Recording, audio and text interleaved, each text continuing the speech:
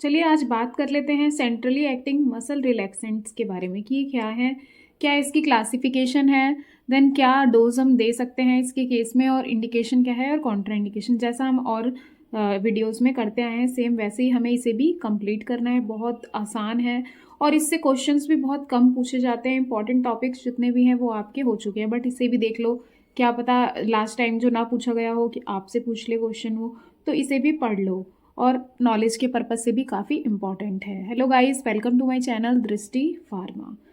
तो ये देखो, ये चैप्टर बोल सकते हैं ऑलमोस्ट हमारा 4 जो है होने ही वाला है। इसमें ये हो जाएगा, नेक्स्ट में ये।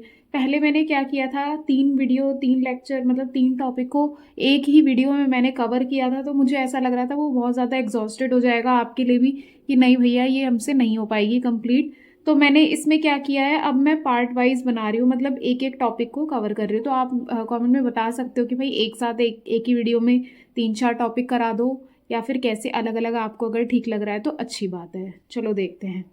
फिर हम अपना नेक्स्ट 5 चैप्टर स्टार्ट कर देंगे। ये भी पेपर के पॉइंट ऑफ व्यू से काफ़ी इंपॉर्टेंट है इसमें आने वाले, और सारे जो टॉपिक्स हैं ना ऑलमोस्ट सेम ही है। जैसे मैं बताती हूँ आपको, जैसे आपने अभी जनरल एनेस्थेटिक हिप्नोटिक्स चैप्टर 4 में देखा, मैकेनिज्म ऑफ एक्शन, ड्रग्स काफ़ी जगह पे सेम है, कुछ यहाँ पे हमारी अलग होती है, जाके एंटी डिप्रेसेंट की ड्रग्स थोड़ी अलग हो जाती हैं। नहीं तो आप ऑलमोस्ट सभी में आप देख रहे होंगे डायजेपैम आ रहा है, बेंजोडाइजेपीन आ रहे हैं, है ना।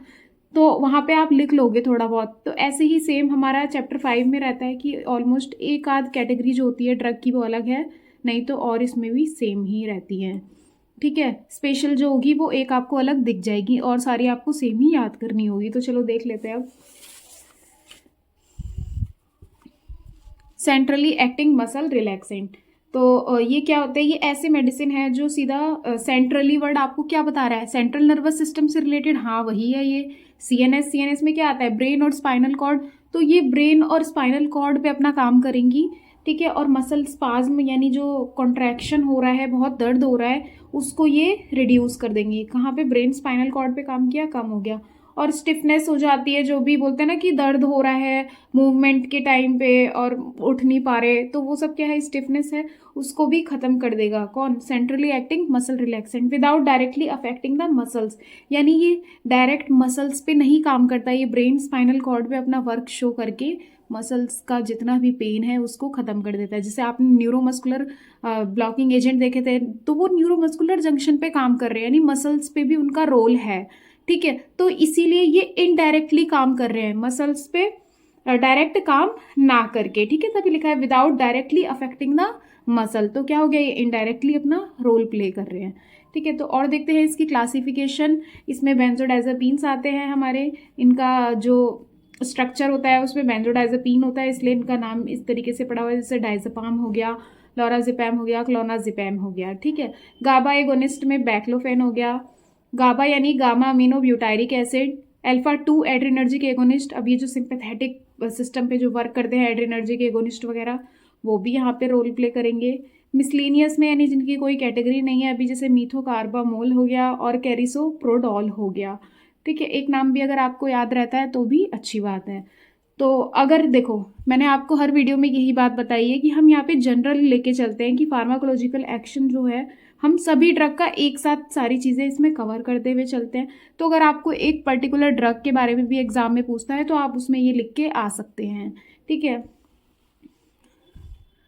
तो फार्माकोलॉजिकल एक्शन अगर हम देखें तो क्या है, मैकेनिज्म ऑफ एक्शन। देखो अभी आपने देखा कि इसमें गाबा एगोनिस्ट है।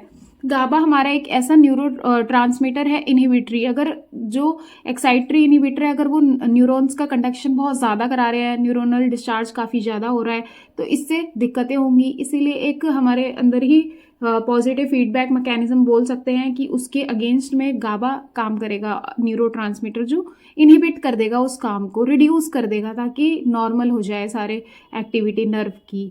ठीक है, तो यहाँ पे भी गाबा क्या कर रहा है, रिलैक्सेशन कब होगा, जब हमारा सोडियम बाहर जाएगा सेल से और क्लोराइड जो होगा वो अंदर आएगा। यानी क्लोराइड के चैनल, क्यों, क्योंकि सोडियम जो होता है वो कॉन्ट्रैक्शन करवा देता है, वो डीपोलराइजेशन करता है। तो गाबा क्या करेंगे, गाबा की अगर एक्टिविटी बढ़ेगी तो क्लोराइड चैनल ओपन होंगे। ठीक है, क्लोराइड चैनल ओपन होंगे तो हाइपरपोलराइजेशन होगा।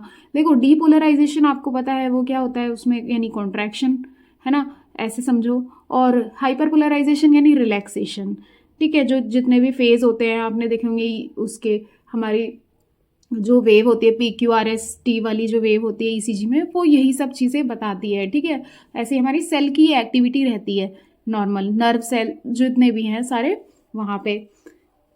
तो इस तरीके से ये अपना काम करते हैं। देखो कैसे ये नर्व सिग्नल को ब्लॉक कर देंगे।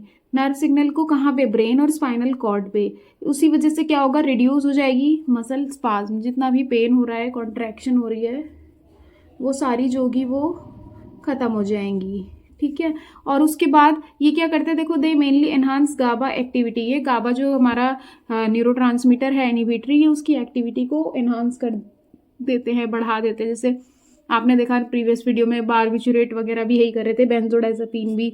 यहाँ पे देखो ये जितने भी हम क्लासिफिकेशन पढ़े जनरल एनेस्थेटिक, इसका भी मैकेनिज्म ऑफ एक्शन यही है कि गाबा की एक्टिविटी को बढ़ा देना। हिप्नोटिक्स में भी यही है, ठीक है। एंटी कन्वर्जेंट में भी क्या हो रहा है? न्यूरॉन्स की एक्टिविटी ज़्यादा हो रही है, तभी तो एपिलेप्सी की कंडीशन हो रही है। न्यूरॉन जितने ज़्यादा काम करेंगे तो इंसान की एक्टिविटी बढ़ेगी और वो एबनॉर्मल दिखने लग जाएगी ज़्यादा।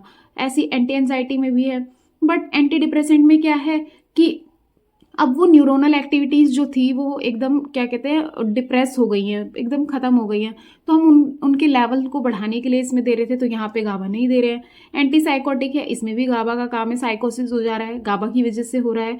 नूट्रोपिक में भी ऐसा ही कुछ था, ठीक है। अब हम नूट्रोपिक्स थे जिसमें हम अपनी मेमोरी को अच्छा कर रहे थे, मेमोरी एनहांसर थे वो, तो उसमें इनका लेवल को बढ़ाया जाता है न्यूरोट्रांसमीटर के, तब जाके जैसे एसिटाइल कोलिन वगैरह है ये दिया जाता है। अब सेंट्रली एक्टिंग मसल रिलैक्सेशन करवाना है हमें, तो यहाँ पे भी गाबा अपना रोल प्ले करेंगे, ठीक है। तो इसलिए हमने यहाँ देखा इनहिबिट एक्साइटेटरी नर्व पाथवे को इनहिबिट कर रहे हैं, लीड टू मसल रिलैक्सेशन, जिसकी वजह से क्या हो जा रहा है? मसल हमारी रिलैक्स हो जा रही है।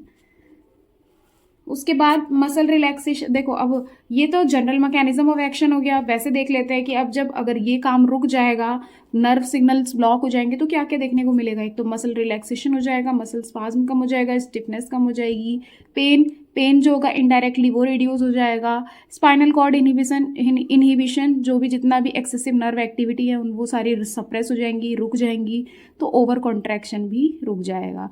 बेसिकली हम इसमें कॉन्ट्रैक्शन को रोक रहे हैं, किसकी? मसल्स के, इनडायरेक्टली रोक रहे हैं। क्यों? क्योंकि ये मसल पे डायरेक्ट काम नहीं कर रहा है, ब्रेन और स्पाइनल कॉर्ड पे काम करके इसको कर रहा है, ठीक है। उसके बाद सिडेशन, ये जो ड्रग्स होते हैं ये काल्मिंग इफेक्ट होता है इनमें, बट ये ड्राउजीनेस वगैरह भी कॉज करते हैं, जैसे नींद सी आने लग जाती है इनसे, ठीक है। रिड्यूस रिफ्लेक्सेस, अब रिफ्लेक्सेस जितने भी हो रहे हैं, जैसे कि कोई भी स्टिमुलाई हुआ तो उसके लिए एक रिफ्लेक्स हुआ, रिफ्लेक्स एक्शन हुआ, तो वो बहुत ज़्यादा हो जाता है, ठीक है। तो इसी वजह से कॉन्ट्रैक्शन बहुत ज़्यादा होती है, तो हम क्या कर रहे हैं? ओवर रिफ्लेक्सेस को डिक्रीज कर रहे हैं यहाँ पे कंडीशन में। जैसे कि स्पास्टिसिटी हो गया, स्पास्टिसिटी यानी कि जो मसल्स हैं उनमें स्क्लेरोसिस हो गया, यानी कि मसल्स जो है हमारी वो डैमेज होने लग रही हैं, स्पाज्म बहुत ज़्यादा है, ठीक है। तो स्पास्टिसिटी को डिक्रीज कर दे रहा है, तो ये हो गया रिड्यूस्ड रिफ्लेक्स। अब डोजेस देख लेते हैं इसकी। बैक्लोफेन है 5 से 10 mg। देखो इनकी डोज कम ही दी जाती है, क्योंकि ये ना ड्रग एडिक्शन होती है, क्योंकि ये ब्रेन पे डायरेक्ट काम कर रही है, तो एडिक्शन ज़्यादा होता है इनसे, इसीलिए इनकी डोज हम देखते हैं कम ही दी जा रही है। बट ये जो मिसलिनियस वाली है इसका ये एक्शन नहीं होता, हमें इसकी डोज ज़्यादा देनी पड़ती है, इतनी पोटेंट नहीं होती, इसीलिए 1500 mg 3 बार भी दी जा सकती है, 4 बार भी इवन। पेशेंट के अकॉर्डिंग है, पेशेंट की एज देखते हुए ये सब फैक्टर भी मायने रखते हैं, क्योंकि आपने पढ़ा होगा पोसोलॉजी वगैरह में भी, ठीक। बैक्लोफेन क्या है? 5 से 10 mg देना है, TDS यानी 3 बार, टिजैनिडीन 2 से 4 mg हर 6 से 8 घंटे में। डायज़ेपाम हो गया हमारा 2 से 10 mg दिया है, 2, 5, 8, 10 ऐसे होता है ना, 3 बार, 4 बार भी दे सकते हैं। ऐसे मीथोकार्बामोल है, ये 1500 mg दी जाती है, TDS टरिन dice.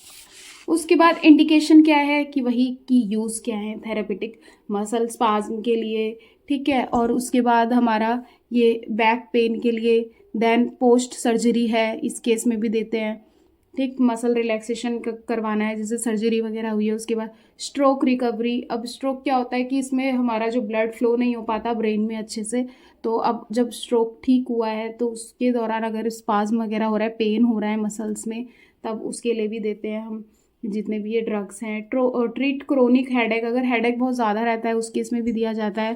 Then Contra indication कि आपको किस केस में नहीं देना है अगेंस्ट में, जैसे अगर कोई पेशेंट एलर्जी है उसको उस ड्रग के लिए तब नहीं देना, ठीक है। और सीवियर किडनी या लीवर डिजीज़ है तब नहीं देना। माइसीनिया ग्रेविस, देखो माइसीनिया ग्रेविस में क्या होता है कि मसल्स जो होती है वो बहुत ज़्यादा वीक हो जाती है, वीकनेस आ जाती है मसल्स में।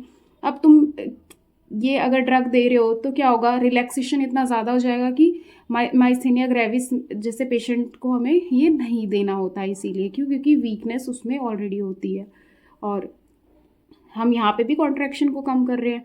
तो रेस्पिरेटरी डिप्रेशन, अगर ये जो ड्रग्स होती है ये रेस्पिरेशन को, ब्रीदिंग को कम कर देती है, डिप्रेस कर देती है, तो उसमें भी नहीं देना। प्रेगनेंसी में तो बिल्कुल भी नहीं देना, ब्रेस्ट फीडिंग को भी नहीं देना है। एल्डरली पेशेंट जिनको ये ड्रग दी है, जैसे हमने तो ड्राउजीनेस कन्फ्यूजन कॉज हो रही है, तो उनको भी हमें ये ड्रग अवॉइड करनी है, ठीक है, नहीं देनी है। तो गाइस देखो ये था हमारा सेंट्रली एक्टिंग मसल रिलैक्सेंट के बारे में। अब हम अपने नेक्स्ट वीडियो में ओपियोइड एनाल्जेसिक्स को कंप्लीट कर लेंगे। हमारा बायोकेमिस्ट्री भी काफ़ी अच्छा चल रहा है वो भी, और उसके अलावा जो थेरापिटिक वाला जो सब्जेक्ट है फार्माकोथेरापिटिक, वो भी काफ़ी हद तक हो गया है। तो ऑलमोस्ट 3 सब्जेक्ट तो आपके एग्ज़ाम से 1 महीना 1.5 महीना पहले ही हो जाएंगे, और जो सब्जेक्ट्स हैं उनके लिए आपको इंपॉर्टेंट क्वेश्चन इतने अच्छे तरीके से मिलेंगे कि आपको पास होने से, और पास होने से भी काफ़ी अच्छे नंबर लाने से कोई नहीं रोक सकता। तो सपोर्ट आपका बने रहना चाहिए लास्ट तक, और अगर चैनल पे नए हैं तो प्लीज़ सब्सक्राइब ज़रूर कर ले। क्या होता है, पूरी वीडियो देख लेते हैं और चले जाते हैं, कोई मतलब नहीं, बट ऐसा मत करना यार, सब्सक्राइब ज़रूर कर देना, शेयर तो मस्ट है। So thank you.